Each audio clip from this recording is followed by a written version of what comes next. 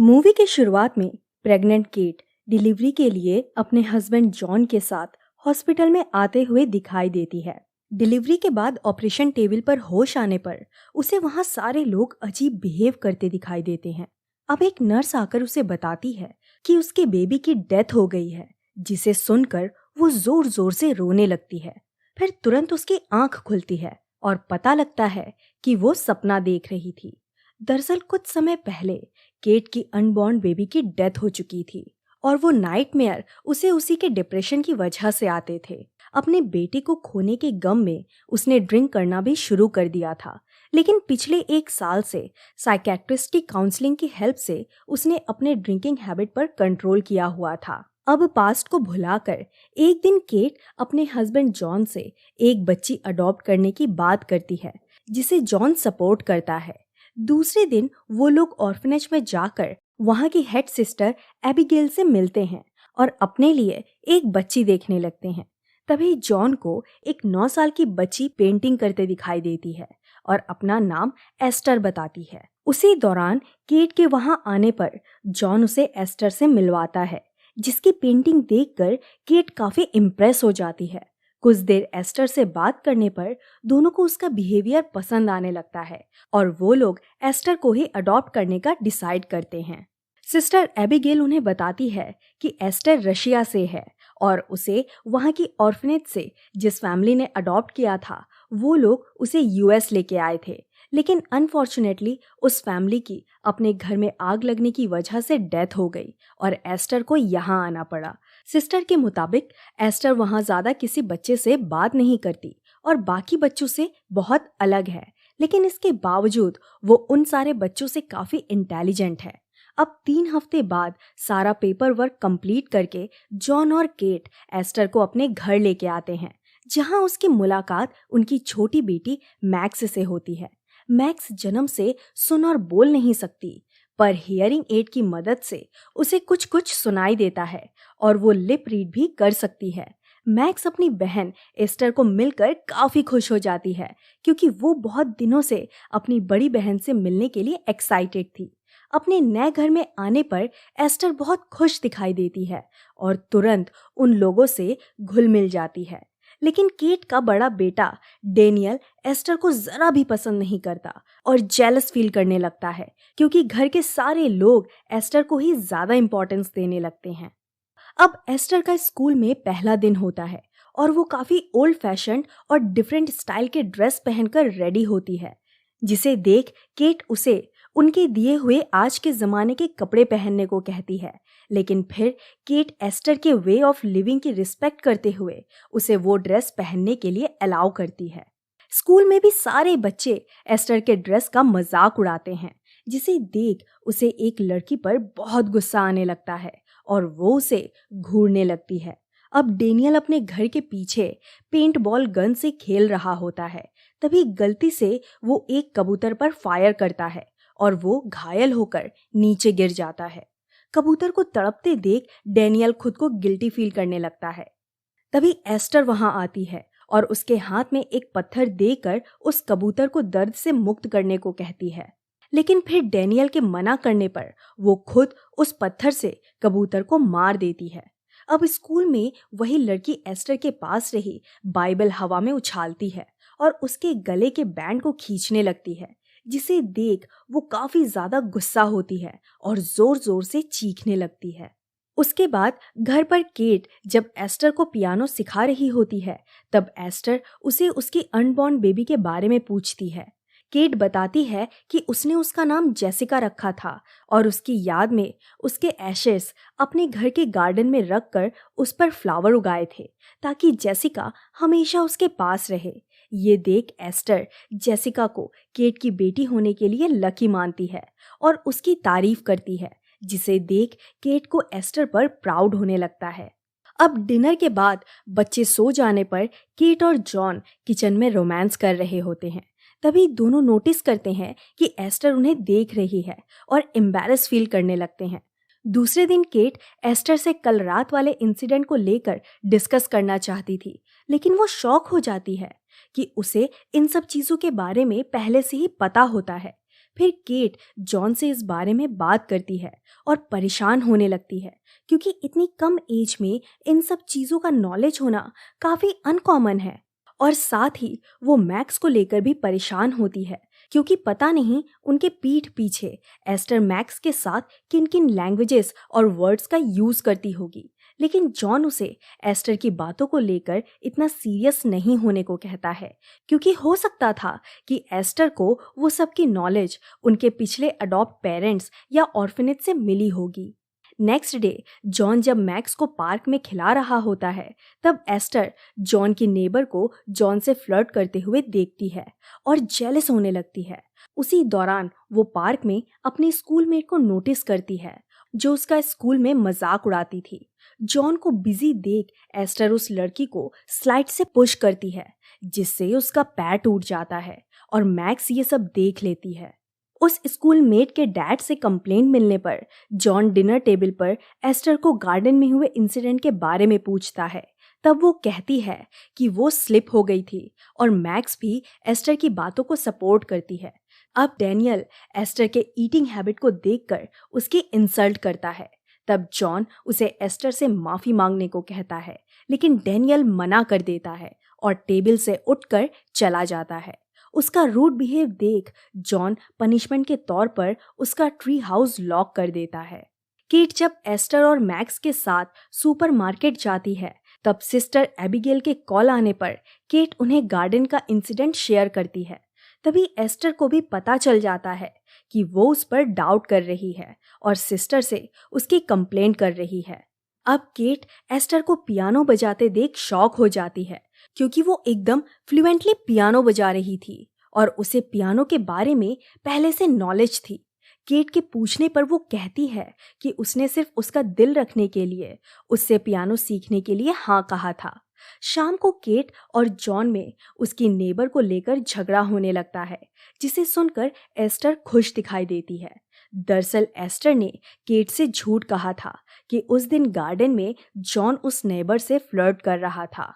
Next day sister Abigail को उनके घर पर विजिट करते देख एस्टर परेशान हो जाती है। दरअसल उस गार्डन इंसिडेंट को सुनने के बाद उन्होंने एस्टर के पास्ट के बारे में ज़्यादा डिटेल में जानने की कोशिश की जिससे उन्हें कुछ सस्पिशियस लगने लगा था। उन्होंने नोटिस किया था कि एस्टर के पिछले स्कूल में भी एक इंसिडेंट हुआ था जहां एक बच्चे ने खुद पर सीजर से वार कर दिया था। उसके बाद जब एस्टर के अडॉप्ट पेरेंट्स के घर में आग लगने की वजह से डेथ हो गई तब पुलिस ये पता नहीं लगा पाई कि वो आग किस वजह से लगी थी। लेकिन इन दोनों इंसिडेंट्स में एक बात कॉमन थी कि दोनों इंसिडेंट्स के दौरान एस्टर वहीं मौजूद थी। अब सिस्टर की बातों पर केट भी एग्री करने लगती है पर जॉन एक 9 साल की छोटी बच्ची को क्रिमिनल समझने के लिए दोनों से अपसेट हो जाता है। एस्टर वहीं छुपकर उनकी सारी बातें सुन लेती है और समझ जाती है कि सिस्टर अब उसकी सारी पास्ट हिस्ट्री पता लगाने के पीछे पड़ी है। इसलिए वो मैक्स के साथ जॉन के स्टडी रूम में जाकर ट्री हाउस की कीज और उनके लॉकर से गन निकाल लेती है। उसके बाद जब सिस्टर वापस लौट रही होती है तब एस्टर शॉर्टकट के रास्ते से होकर उसका पीछा करती है और मैक्स को उनके कार के सामने पुश करती है जिससे उनके कार का बैलेंस बिगड़ जाता है और क्रैश होने से बाल बाल बच जाती है। फिर जैसे ही वो मैक्स को देखने के लिए उसके पास पहुंचती है एस्टर उन पर बार बार हैमर से अटैक कर उन्हें मार देती है। उसके बाद मैक्स को डराकर वो सिस्टर की डेड बॉडी को ठिकाने लगाती है और खून से भरे कपड़े और हैमर वेपन ट्री हाउस में छुपा देती है। अब ट्री हाउस से निकलते हुए डैनियल उसे देख लेता है पर एस्टर भी समझ जाती है कि डैनियल उस पर नजर रख रहा था। इसलिए रात के समय वो डैनियल के रूम में जाकर उसे पेपर नाइफ के पॉइंट पर धमकाती है और ट्री हाउस की बात किसी से कहने को मना करती है। अब केट और जॉन एस्टर को काउंसलिंग के लिए लेके जाते हैं जिसके बाद काउंसलर उन्हें बताती है कि एस्टर बिल्कुल ठीक है और अपनी ओर से पूरी कोशिश कर रही है अपनी फैमिली में एडजस्ट होने के लिए। लेकिन केट के बिहेवियर से उसे लगता है कि वो अभी तक उसे अपनी बेटी मानने के लिए तैयार नहीं है। दरअसल एस्टर बहुत सेंसिबली पूरा ब्लेम केट पर डाल देती है और काउंसलर को ऐसा जताती है कि केट एक इररिस्पॉन्सिबल और इमेच्योर मदर है जो अभी तक उसे अपनी बेटी मानने के लिए रेडी नहीं है। काउंसलर की बात सुनकर जॉन केट पर नाराज हो जाता है।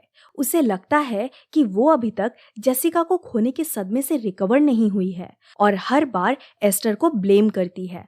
फिर केट को ऑर्फनेज से पता चलता है कि सिस्टर एबिगेल उनसे मीटिंग करने के बाद से ही मिसिंग है, जिसके बाद पुलिस इन्वेस्टिगेशन शुरू होती है और वो लोग सिस्टर की डेड बॉडी को रिकवर कर लेते हैं विदाउट एनी एविडेंस या क्ल्यू के, जिससे पता लग सके कि उसका मर्डर किसने किया होगा।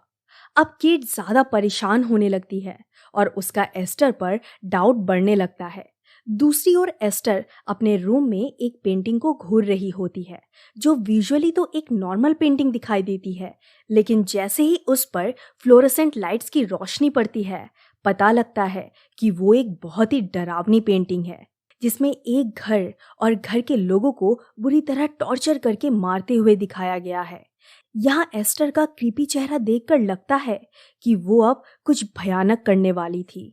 अब केट इंटरनेट पर मेंटली डिस्टर्ब बच्चों पर रिसर्च करती है और जॉन से उसके रिजल्ट शेयर करती है, जिसके बाद वो केट को एस्टर की पास्ट हिस्ट्री जानने के लिए सपोर्ट करने को रेडी होता है। लेकिन केट अपनी फर्स्ट अटेम्प्ट में ही अनसक्सेसफुल हो जाती है, क्योंकि उसे सिस्टर एबिगेल के ऑर्फनेज से पता चलता है कि रशिया के ऑर्फनेज में एस्टर का कोई बैकग्राउंड रिकॉर्ड नहीं है। साथ ही वो डेनियल और मैक्स से भी एस्टर का उनके साथ किसी बुरे बिहेवियर का पूछती है, पर दोनों एस्टर की दी हुई धमकी से डर कर चुप रहते हैं। दूसरी तरफ एस्टर जॉन को बताती है कि केट उसे अपनी बेटी नहीं मानना चाहती, क्योंकि वो मैक्स और डेनियल की तरह उसकी खुद की बेटी नहीं बल्कि एक अडॉप्टेड है। तभी जॉन उसे केट को कोई सरप्राइज गिफ्ट देने को कहता है, ताकि उसके और केट के रिलेशंस अच्छे हो जाएं। केट जब किचन में काम कर रही होती है, तब एस्टर वहां आकर उसे फ्लावर्स गिफ्ट करती है, जो केट ने जेसिका की याद में ग्रो किए थे। ये देखकर उसे एस्टर पर बहुत गुस्सा आता है और उसके हाथों से फ्लावर्स छीनकर रोने लगती है। तब जॉन आकर उसे संभालता है और एस्टर की नादानी के लिए सॉरी कहता है, लेकिन केट समझ जाती है कि ये सब एस्टर ने जानबूझकर उसे हर्ट करने के लिए किया है। उसके बाद एस्टर बेसमेंट में जाकर अपना हाथ तोड़ लेती है और जॉन को कन्विंस करती है कि वो केट के हाथ मरोड़ने से हुआ है। फिर जॉन केट से अपसेट होता है और उसे एस्टर से दूर रहने को कहता है।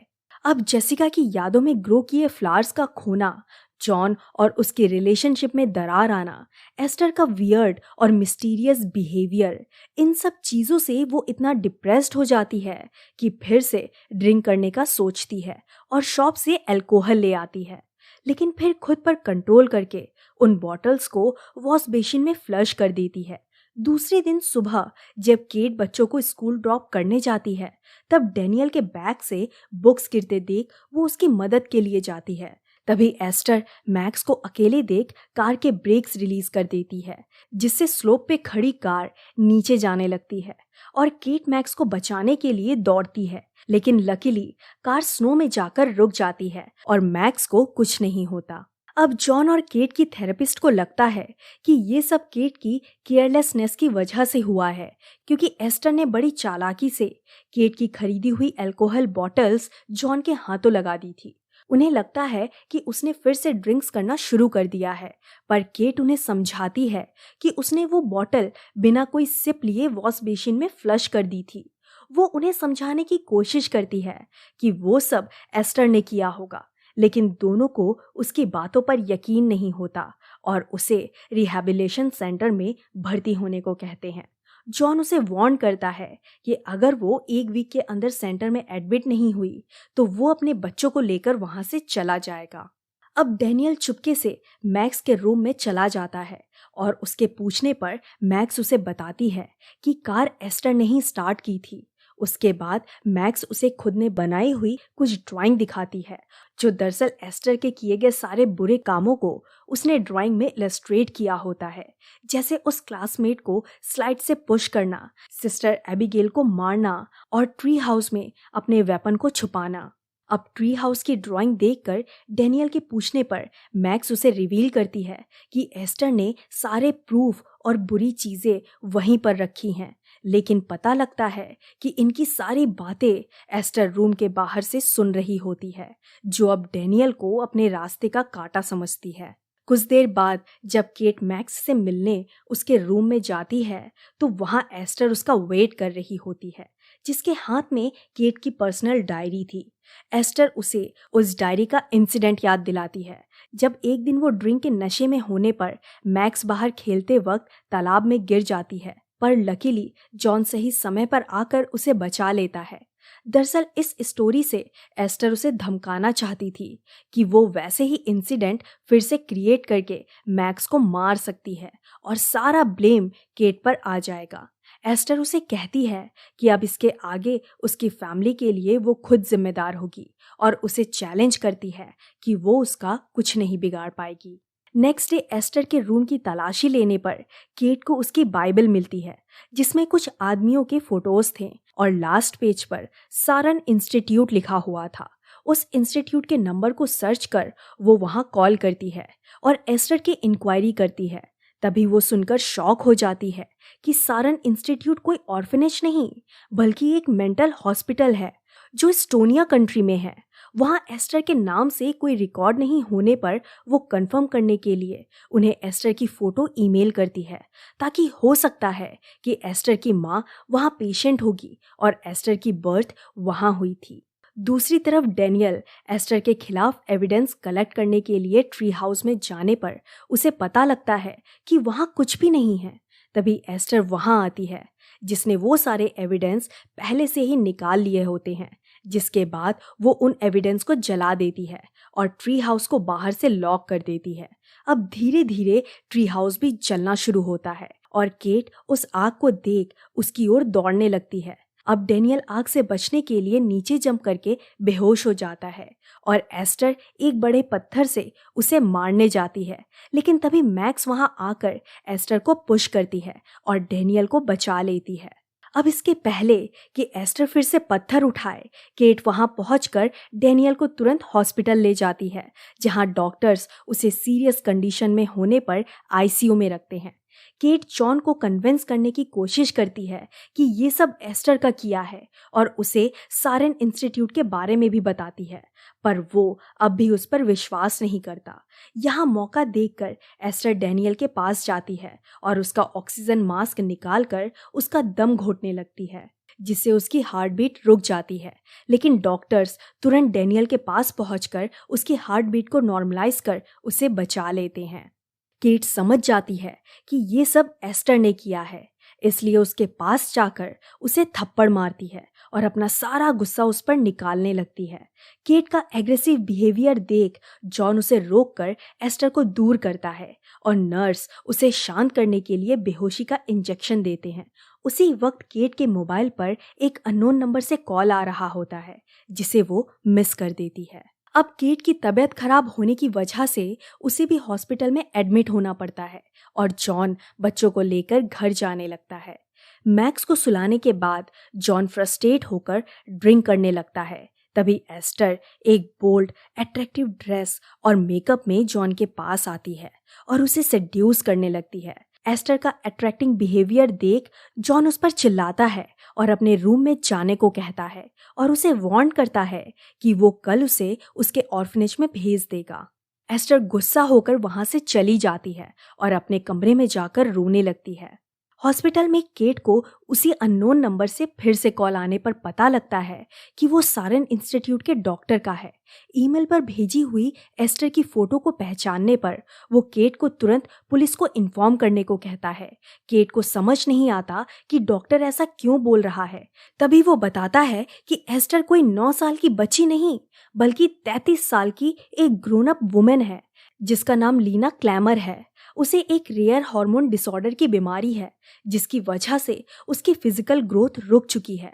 वो मेंटली इल है और उनके हॉस्पिटल की सबसे वायलेंट पेशेंट होने के कारण उसे हमेशा स्ट्रेट जैकेट में बांध के रखते थे, ताकि वो हॉस्पिटल स्टाफ पर अटैक ना कर सके। उसने 7 लोगों का मर्डर किया था, जिसमें उसकी प्रीवियस अडॉप्ट फैमिली भी थी।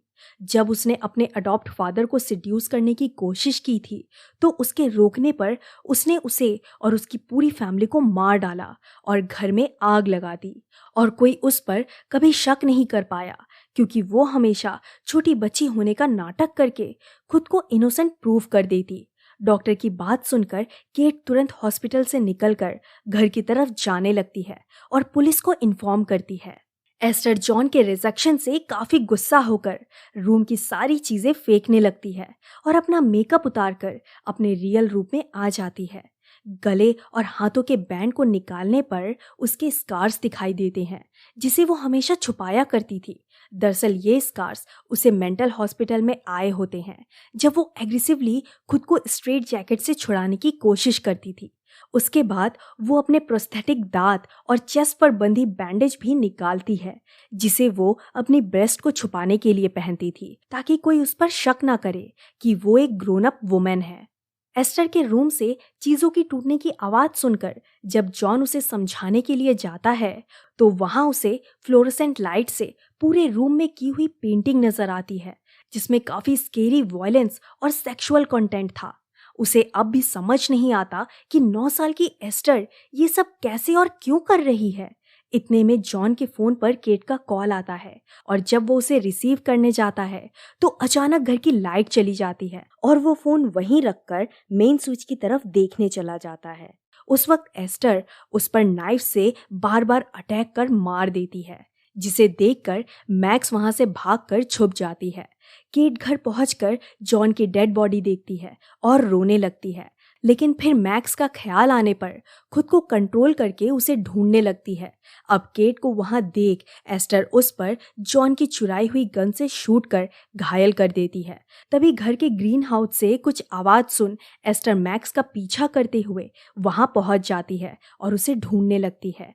फिर केट ग्रीन हाउस के रूफ टॉप पे चली जाती है जो पूरी तरह ग्लास का बना हुआ था। मैक्स को देख एस्टर उस पर गोली चलाने लगती है और केट उसे रोकने के लिए ग्लास तोड़कर उस पर जंप करती है और दोनों बेहोश हो जाते हैं। अब मैक्स द्वारा होश आने पर केट एस्टर के हाथों से गन लेकर बाहर चली जाती है और पुलिस को आते देख रिलीफ फील करने लगती है। मेन डोर से अंदर जाकर पुलिस जब एस्टर को ढूंढने लगती है तो पता लगता है कि एस्टर अपनी जगह पर नहीं थी। तब अचानक एस्टर केट पर नाइफ से अटैक करने जाती है जिससे उसके हाथ से गन छूटकर दोनों एक फ्रोजन लेक पर जा गिरते हैं। केट किसी तरह एस्टर के अटैक से बचने की कोशिश कर रही होती है। तभी मैक्स गन से उनकी ओर शूट करती है और आइस ब्रेक होकर दोनों लेक में गिरते हैं। पानी में काफी स्ट्रगल करने के बाद केट उससे पीछा छुड़ाती है और बाहर आने लगती है। तभी एस्टर उसका पैर पकड़कर उसे इमोशनली अट्रैक्ट करने की कोशिश करती है ताकि उसके दूसरे हाथ में छुपाए नाइफ से उस पर अटैक कर सके, लेकिन केट उसका प्लान समझ जाती है और उसके मुंह पर जोर से किक मारकर उसकी गर्दन तोड़ देती है और उसे मार देती है। मूवी के आखिरी सीन में पुलिस केट और मैक्स को संभालते हुए दिखाई देते हैं और मूवी यही खत्म हो जाती है। दोस्तों, इस साइकोलॉजिकल हॉरर मूवी का नाम है ऑर्फन, जो 2009 में रिलीज हुई थी।